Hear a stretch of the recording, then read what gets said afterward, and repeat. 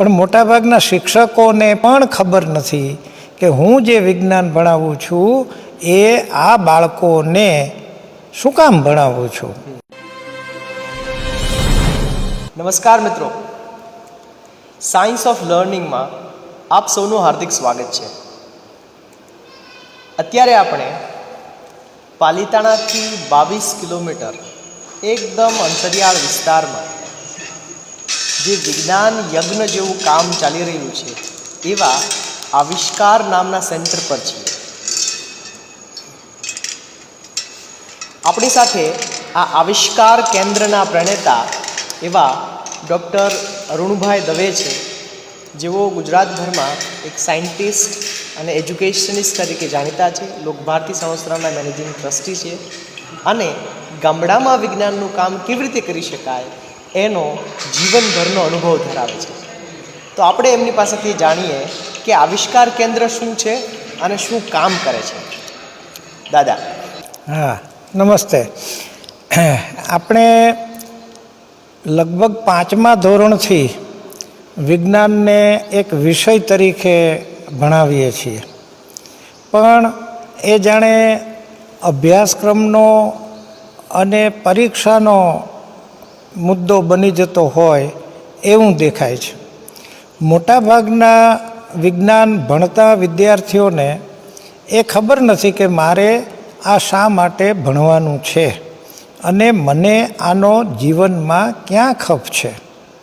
એ તો ઠીક, પણ મોટાભાગના શિક્ષકોને પણ ખબર નથી કે હું જે વિજ્ઞાન ભણાવું છું એ આ બાળકોને શું કામ ભણાવું છું, એના જીવનમાં એ ક્યાં ઉપયોગી થવાનું છે.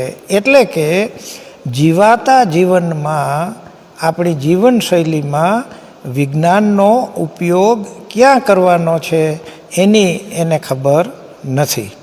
એટલે પહેલું કામ અમે વિજ્ઞાન શિક્ષણમાં અને આવા કેન્દ્ર ખોલીને એ કરી રહ્યા છીએ કે વિજ્ઞાન શા માટે ભણવું અને આ વિજ્ઞાનનો આપણા જીવાતા જીવનમાં ક્યાં અને કેટલો ઉપયોગ છે. જો એને એની ઉપયોગિતાની ખબર પડી જાય તો મારી દ્રષ્ટિએ વિજ્ઞાન જેવો કોઈ સહેલો વિષય નથી.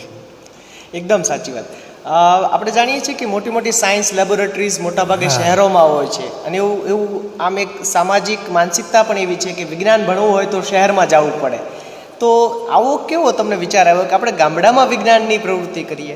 હા, નાસાના એક સંશોધનાત્મક લેખની વાત કરું કે એ લોકોએ એવું શોધીને આપ્યું છે સમાજને કે બાળક 8 થી 14 વર્ષનું થાય ત્યાં સુધીમાં જ એની મૌલિક બુદ્ધિનો વિકાસ થતો હોય છે. બીજું કે જ્યારે તમે કોઈ અભાવમાં કે ગરીબીમાંથી નીકળો છો ત્યારે તમારું મગજ વધારે સર્જનાત્મક અને રચનાત્મક વલણો તરફ દોરાય છે. તો એ આધારે પાછું એમણે તપાસ્યું કે જીવનમાં આપણે જે બધી ટેકનોલોજી વાપરીએ છીએ એનો આવિષ્કાર જેણે કર્યો છે, શોધ જેણે કરી છે, એ બધા જ વૈજ્ઞાનિકો છે એ મોટે ભાગે કોઈને કોઈ મૂંઝવણ, મુશ્કેલી, અભાવા એ વચ્ચે જીવી રહ્યા હતા. એમાંથી સાચું કહું તો મૂંઝવણમાંથી માર્ગ કાઢવાનું કામ એ આ વૈજ્ઞાનિકોએ વિજ્ઞાનની મદદથી કર્યું છે. તો આપણે જો આ રિમોટ એરિયાના, વંચિત એરિયાના ગરીબ બાળકો જેને આપણે કહીએ છીએ એ હકીકતે ભૌતિક રીતે ગરીબ છે, પણ એની મૌલિક બુદ્ધિના સંદર્ભમાં એ ગરીબ નથી.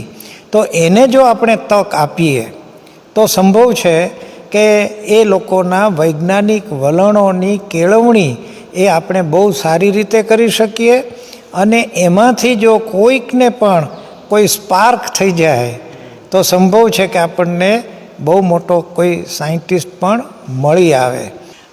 બીજું આપણે એ જાણવું છે કે આવિષ્કાર કેન્દ્ર જે છે એનું મુખ્ય કાર્ય શું છે અને આસપાસના કેટલા બાળકોને એ લાભાન્વિત કરી રહ્યું છે? હા, હવે પહેલી વાત એ કે આ આવિષ્કારનું કામ મેં કહ્યું એમ કે બાળકોમાં સંશોધનાત્મક વલણોની કેળવણી થાય એ છે.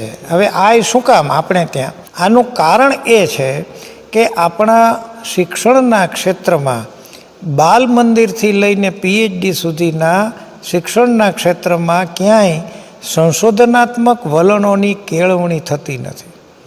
તો બાળકોમાં આ સંશોધનાત્મક વલણોની કેળવણી થાય એ દિશામાં આપણે કામ કરવું જોઈએ. એટલે અમે ચાલુ એમના અભ્યાસક્રમને વિક્ષેપ ન પડે, એમનું પણ જળવાઈ રહે અને આપણો વિચાર પણ જળવાઈ રહે એવું અમે વિચાર્યું. એટલે અહીંયા દરરોજ 100 બાળકો આવે છે. આ કઈ શાળાના બાળકો હોય છે? 100 બાળકો. આ ખાસ કરીને માયધારની આસપાસની સરકારી પ્રાથમિક શાળાના અને જેને પાસે પૂરી સગવડતાઓ નથી એવી સ્કૂલ, એવા ગામડાઓના આ બાળકો છે. અને એ લોકો ટિફિન લઈને આવે છે. હા, સવારથી આવી જાય, સાંજ સુધી રોકાય, એનું ટિફિન લઈને આવે અને એટલી મજાથી રહે છે કે ન પૂછો વાત.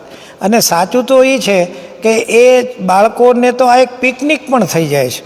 એને સ્કૂલ, ગામ કે ઘરથી દૂર આવી રીતે કોઈક લઈ આવે અને ઘરે મૂકી જાય અને પાછું આવું બધું જાતે ભણવાનું ને બધું થાય એટલે એ લોકોનો ઉત્સાહ એટલો બધો હોય છે કે ક્યારેક અમે ઊણા ઉતરીએ છીએ. બાળકોને તો એટલી બધી મજા આવે છે. જતી વખતે પણ એના શિક્ષકો એને રાડો નાખીને બોલાવે કે ચાલો ચાલો, હવે ટાઈમ થઈ ગયો છે, ગાડી શરૂ થઈ ગઈ છે, બધા ચડી જાઓ. પણ બાળકોને અહીંયાથી જવું હોતું નથી. એટલે કે એને રસ પડે છે, એને મજા આવે છે. તો આ પણ આપણે શું કામ ન કરી શકીએ? કંઈ સંગીત, નૃત્ય એમાં જ ગમતાનો ગુલાલ નહીં, મારે વિજ્ઞાન શિક્ષણને પણ ગમતાનો ગુલાલ કરવો છે. એટલે અહીંયા બાળકો આવે, માની લો કે 5 સરકારી શાળાના બાળકો આવે, પછી અહીંયા એ કરે શું? આપણે એવું આયોજન કર્યું છે, ખૂબ મહેનત કરીને કમ્પ્યુટરાઇઝ બધા ડેટા સાથે, કે કોઈ પણ એક બાળક વર્ષમાં અહીંયા 4 વખત આવી શકે. જે દરરોજ 100 બાળકો આવે છે એની 25-25ની 4 ટુકડીઓ પડી જાય. આપણા 4 સ્થળે એની પ્રવૃત્તિઓ શરૂ થઈ જાય અને 1-1 કલાકના રોટેશનમાં એ 25-25 જણને એક આપણા શિક્ષક એ સરસ રીતે જાતે પ્રયોગ કરાવડાવે. અને 5-5 જણની ટુકડી વચ્ચે એક ટ્રે આપવામાં આવી હોય. વળી એ જે ટ્રે આપીએ એમાંય પાછા 5 સેટ હોય. એટલે કે એક ટ્રેમાં 1 સેટ એવું નહીં, જેથી કરીને એ ટ્રેની ફરતા 5 બાળકો બેઠા છે તો એ 5 જણ સ્વતંત્ર પોતે જાતે પ્રયોગ કરશે. એટલે કે 25 છોકરાઓ સ્વતંત્ર રીતે જાતે પ્રયોગ 1 કલાક સુધી એક વિષયના કરે, 1 કલાક પછી બીજા. એમ બપોરના ભોજન પહેલાં 2 કલાક અને ભોજન પછી 2 કલાક, એમ 4 કલાક એ લોકો એ અહીંયા કામ કરે. અમે એને સારી એવી વિડીયો ફિલ્મ્સ પણ બતાવીએ છીએ અને સ્માર્ટ બોર્ડ દ્વારા એને સમજાવીએ છીએ કે તમારે કોઈ પણ ક્ષેત્રનું વિજ્ઞાન જાણવું હોય તો આ આપણા આંગળીના ટેરવે છે. આજની જે ટેકનોલોજી છે, આજનું જે વિજ્ઞાન છે, એનો ઉપયોગ કેવી રીતે કરી શકાય. આજે આપણી પાસે સ્માર્ટફોન છે કે સ્માર્ટ બોર્ડ છે, તો જ્ઞાન વૃદ્ધિ માટે એ કેવી રીતે થઈ શકે એ વાત આપણે એને સમજાવવાની છે. આ જે બાળકો આવે છે એની કોઈ ફી હોય છે? ના, અહીંયા જે બાળકો આવે છે એ બાળકો પાસેથી આપણે કશું જ લેતા નથી. ઉલટાના એ બાળકો ટિફિન લઈને આવ્યા હોય તો આપણે જરૂર પડે છાશ, કેળાં, મરચાં કે ગોળ કે આવું કંઈક એને આપીએ. બીજું કે એ બાળકો પોતાની સ્કૂલેથી અહીંયા આવે અને અહીંયાથી પાછા જાય, એનું જે વાહન ભાડું છે એ પણ જે તે સ્કૂલના શિક્ષકો એ લે છે. આવું ભાગ્યે જ ક્યાંય જોવા મળે. એટલે સાચા અર્થમાં આમાં લોક ભાગીદારી છે.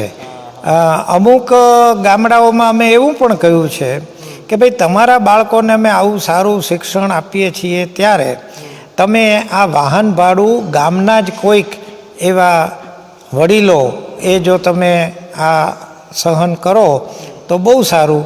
તો એ આપણને પણ મળ્યું છે અને એવા આપણને સેવાભાવી સેવકો પણ ગામડામાં મળ્યા છે. પછી કોઈના ઘરે કોઈ સારો માઠો પ્રસંગ હોય તો એ પ્રસંગને પણ આની સાથે જોડીને એ પ્રસંગ નિમિત્તે આ કામમાં મદદ કરે છે. હવે છેલ્લી વાત એ જાણવી છે, માની લો કે અત્યારે આપણને હજારો લોકો જોઈ રહ્યા છે. આ તો ભાવનગર પાલિતાણા વિસ્તારની વાત થઈ, પણ ગુજરાતના કોઈ બીજા જિલ્લાના કોઈ શાળાના બાળકોને આ પ્રવૃત્તિ જોવા સમજવા અહીંયા આવવું હોય, 2 દિવસ રોકાવું હોય તો આવિષ્કાર કેન્દ્ર પાસે એવી સુવિધા ખરી? હા, આપણે એના માટે એવું વિચાર્યું કે પહેલાં એ બધા અમને બોલાવતા કે તમે અમારે ત્યાં ટ્રેનિંગ આપવા આવો, પણ પછી અમને એમ લાગ્યું કે આના કરતાં જે લોકોને આમાં રસ રુચિ છે એ વિસ્તારના શિક્ષકોને આપણે અહીંયા બોલાવીએ, એ શિક્ષકોને ટ્રેનિંગ આપીએ, એટલે જે તે વિસ્તારમાં ત્યાં પણ આ પ્રકારનું કામ શરૂ થાય.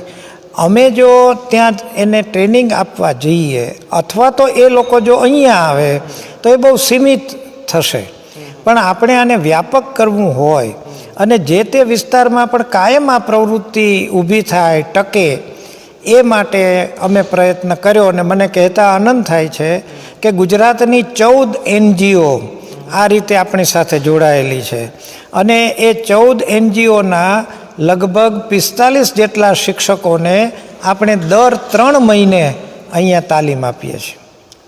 તો આવી રીતે કોઈ NGO કે કોઈ વિસ્તારના સક્રિય શિક્ષકો એ આમાં જોડાવા માગતા હોય તો એ અમારો સંપર્ક કરીને આ તાલીમમાં પણ જોડાઈ શકે છે. અલબત્ત એ જે તાલીમ 3 દિવસની હોય છે એમાં અમે હમણાં સંખ્યા વધી અને લાંબુ ચાલ્યું, એટલે એ જે શિક્ષકો આવે એનો એ નિવાસ ભોજન ખર્ચ જે એકચ્યુઅલ થતો હોય તે એ લેવાનું કરીએ છીએ. તો મિત્રો, આ આવિષ્કાર વિજ્ઞાન કેન્દ્ર જે છે એ આટલી સુંદર પ્રવૃત્તિઓ કરી રહી છે અને આ વિડીયોના અંતે આવિષ્કાર કેન્દ્રના જે સંચાલક છે એમનો નંબર પણ તમે જોઈ શકો છો.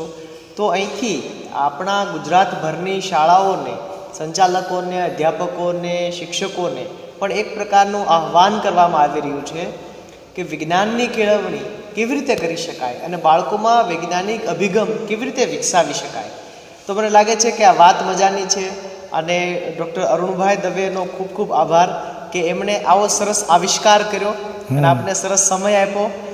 મળીએ છીએ આપણે સાયન્સ ઓફ લર્નિંગના આવતા એપિસોડમાં. Thank you so much.